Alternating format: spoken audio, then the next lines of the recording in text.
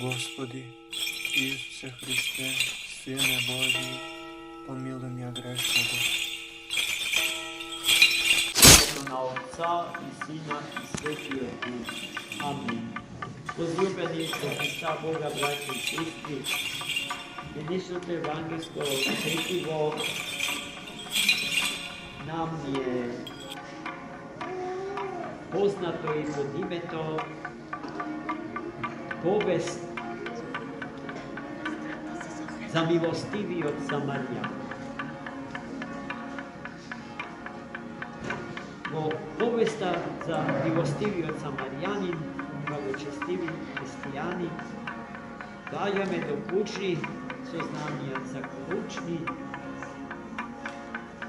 содржини од духовниот живот на православните христијани.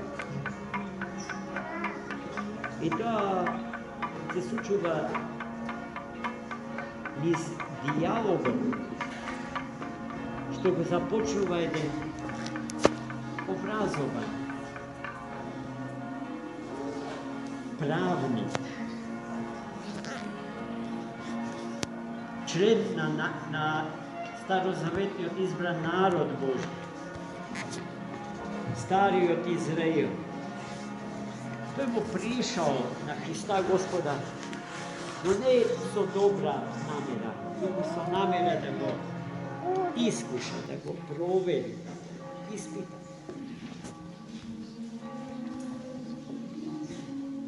Така што му поставил едно клучно прашање за начинот како што се стекнува животот вечен. Христос, знаејќи со кого разговара, го прашал дали ги чита светите книги и што пишува во нив.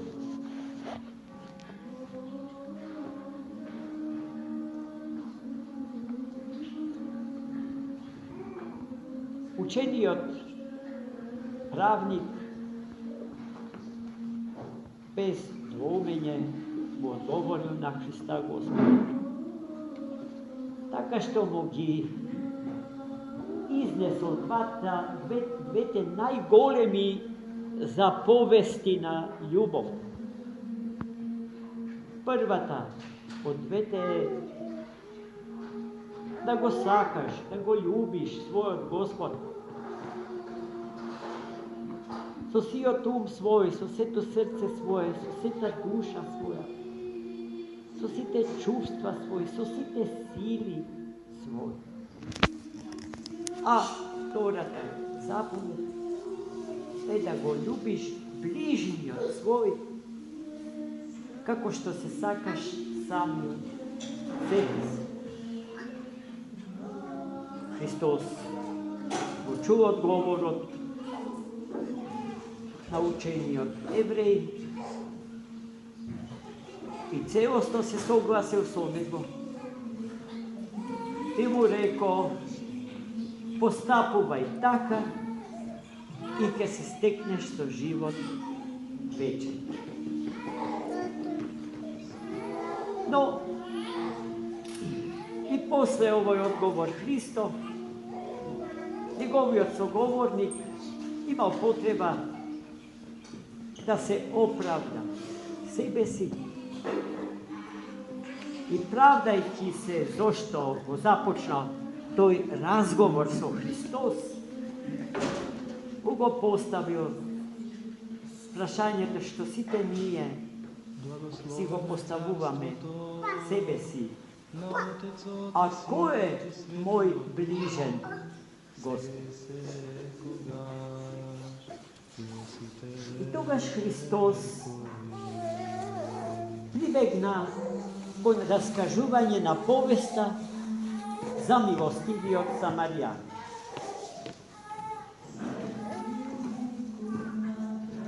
Во неа чувме се зборува за еден човек, член на стариот Израил, кој што слегувал од Ерусалим на кај Ерихон. Но патем се соочил со разбойници, кои што го соблекле, го ограбиле и му нанесле тешки телесни повреди, така што го фрлиле с краја од патот ни жив, ни мртов. И си заминале. Тие си ја завршиле својата работа. За животот на тој човек повеќе не се интересира.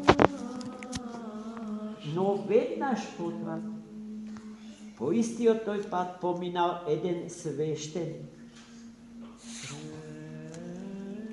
кој што го погледнал повредениот брат свој и по тело и по вера и си заминал. Веднаш после свештеникот по истиот тој пат поминал еден представник на левитското колено. А левитското колено од 11 колена израелски е тоа што го дава свештенство во синагога, во Старозаветната црква. И тој од височина го погледнал повредениот свој брат, ниту жив, ниту мртов, и ладнокрвно, како и свештеникот, продолжил да пати. Третиот патник по истиот тој пат не бил евреј, туку самарјанин. Ниту по тело, ниту по вера бил дел од стариот Израил. Но кога го видел повредениот човек крај патот, се симнал од добитокот што го јавал и го згрижил повредениот човек така што му ги омекнал раните со употреба на вино и еле. И не само што го направил тоа, туку го зел во рацете своји, го качил на своето конче и го одвел до првата мејана, до првата гостилница. Во неа побарал од домакинот на гостилницата, од гостилничарот, да направи се за спасение на животот на тој човек. А пред да си замине, му порачал да се грижи за ранетиот, се додека не оздрави, му платил со забелешка дека ако потроши повеќе од што му е платено, при следното навраќање во гостилницата ќе ги покрие сите потребни трошоци. Тука е крај на повеста за милостивиот самарјанин. И потоа Христос го прашал учениот евреј: а што мислиш сега ти? Кој од тројцата му е ближе на повредениот човек? Па тој кој што направил се да му го спаси живот.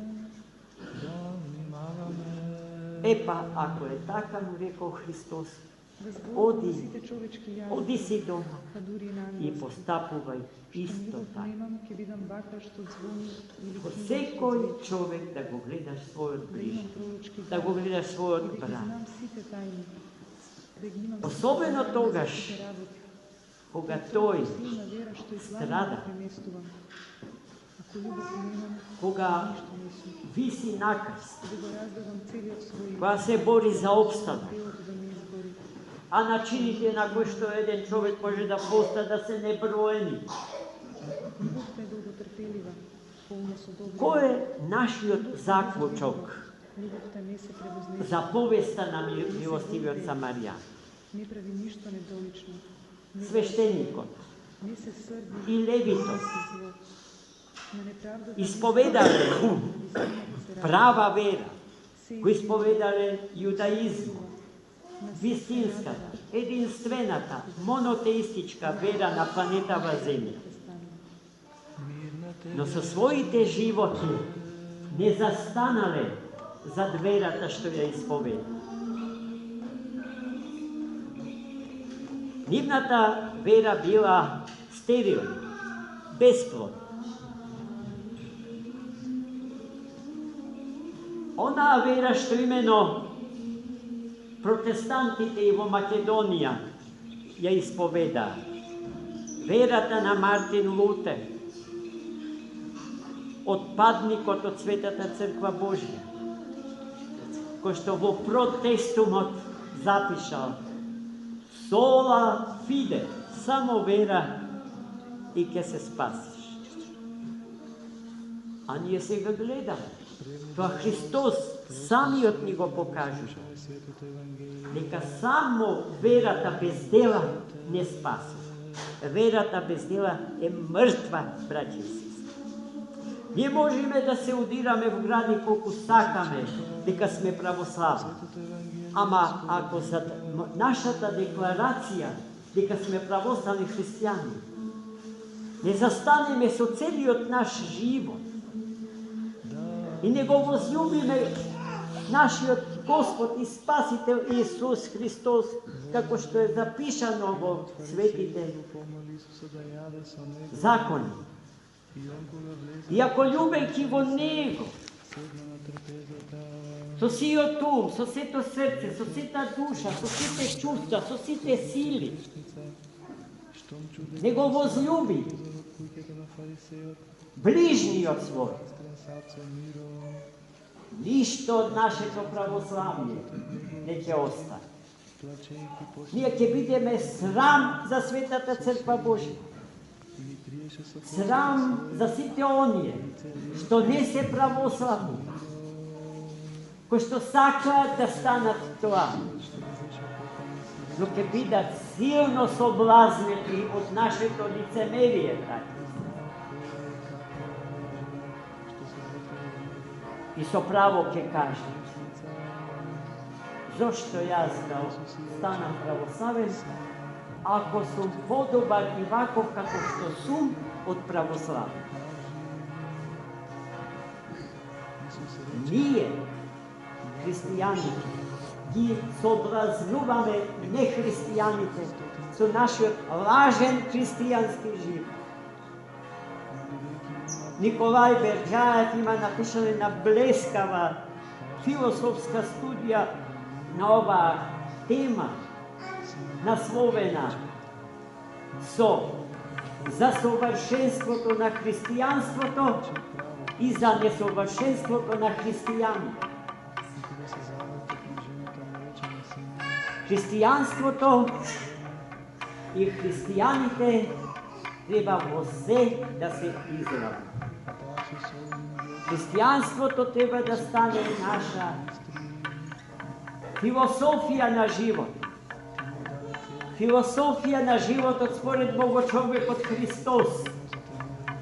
Со неа да дишиме, на Христа да мирисаме. Во нас Христа Господа да го видат и да го препознаат. Онака како што ние во другите, во ближниот наш, а ближен е секој човек на планетава Земја, да го познаеме Него, нашиот Господ, животодавец и Спасител Христос. Амин.